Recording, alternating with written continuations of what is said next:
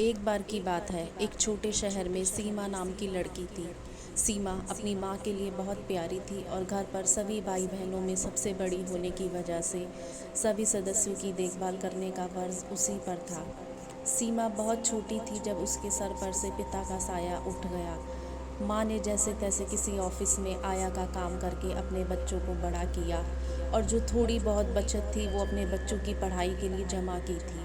सीमा को बड़े लाड़ प्यार से बड़ा किया और उसे अच्छी शिक्षा देने की ठान ली थी उसकी माँ ने।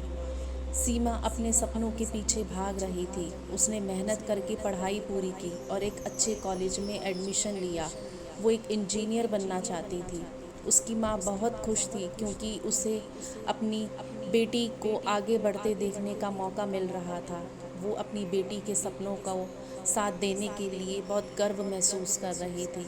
लेकिन जैसे ही सीमा की इंजीनियरिंग की पढ़ाई किए थोड़ी सी ही देर गुजरी थी, उसकी माँ को एक गंभीर बीमारी हो गई। उसकी माँ को पेट में फोड़े हो गए जिसमें से पस निकलती थी और काफ़ी दर्द होता था और उसकी माँ को जल्द से जल्द अस्पताल में भर्ती करना पड़ा।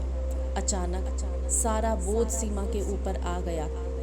उसने अपनी पढ़ाई बीच में छोड़कर अपनी माँ की सेवा करनी पड़ी क्योंकि उसके दोनों भाई बहन तो अभी बहुत छोटे थे और स्कूल में ही पढ़ते थे।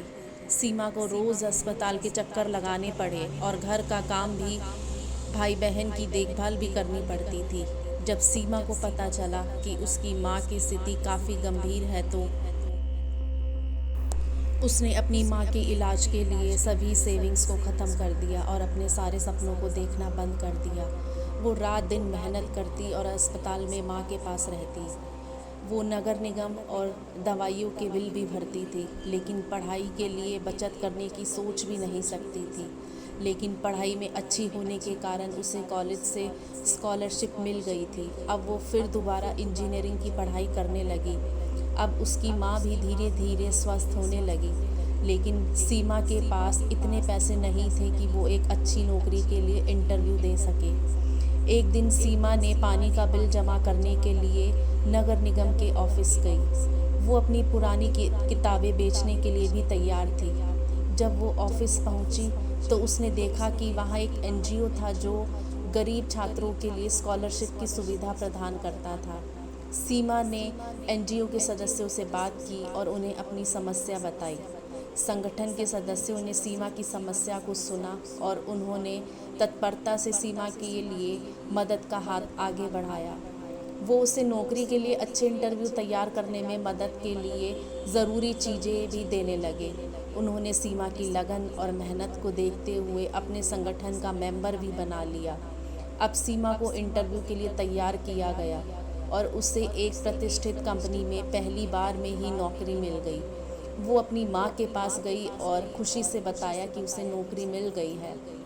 ये सुनते ही मानो सीमा की माँ खुशी से उछल पड़ी। सीमा ने एनजीओ के सदस्यों का धन्यवाद किया और उनके साथ काम करते रहने का निर्णय लिया। उसने सोचा कि अब उसे अपनी माँ की खुशियों के साथ साथ अपने भाई बहन को भी पढ़ा लिखा कर सफल इंसान बनाना है। वर्षों बाद सीमा ने अपने सपनों को साकार किया और सफलता प्राप्त की। उसे एक बड़ी संगठन में मैनेजर की पोस्ट मिली थी और उसने गरीब बच्चों की मदद के लिए एक अभियान चलाने का निर्णय लिया।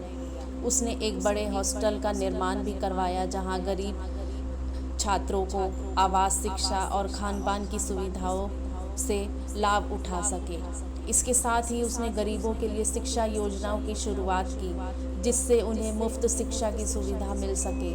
सीमा ने अपने माँ को अपने प्रोजेक्ट के बारे में बताया और उसे उस हॉस्टल का दौरा भी करवाया। जब माँ ने छात्रों को खुशी से पढ़ते हुए देखा और उनके सपनों के पीछे दौड़ते हुए देखा तो उसकी आंखों में से आंसू आ गए। वो अपनी बेटी को गले लगाकर कहने लगी कि मेरी बेटी, तूने मेरे लिए जो किया है उसका तो कोई मोल ही नहीं। मैं तुझ पर फ़ख्र महसूस करती हूँ और भगवान से यही प्रार्थना करती हूँ कि सबको तेरी जैसी बेटी ज़रूर दे।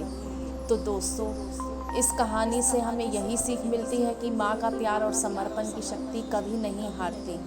सीमा ने माँ के लिए अपने सपनों को कुर्बान करने का साहस दिखाया, लेकिन उसकी माँ ने उसे जीवन का यही संदेश दिया कि प्यार और समर्पण के साथ काम करने का फल हमेशा मीठा होता है, क्योंकि भगवान के घर देर है लेकिन अंधेर नहीं। आपको ये कहानी पसंद आई हो तो ज़रूर लाइक शेयर कीजिए और मेरे चैनल को सब्सक्राइब करना ना भूलिए। धन्यवाद।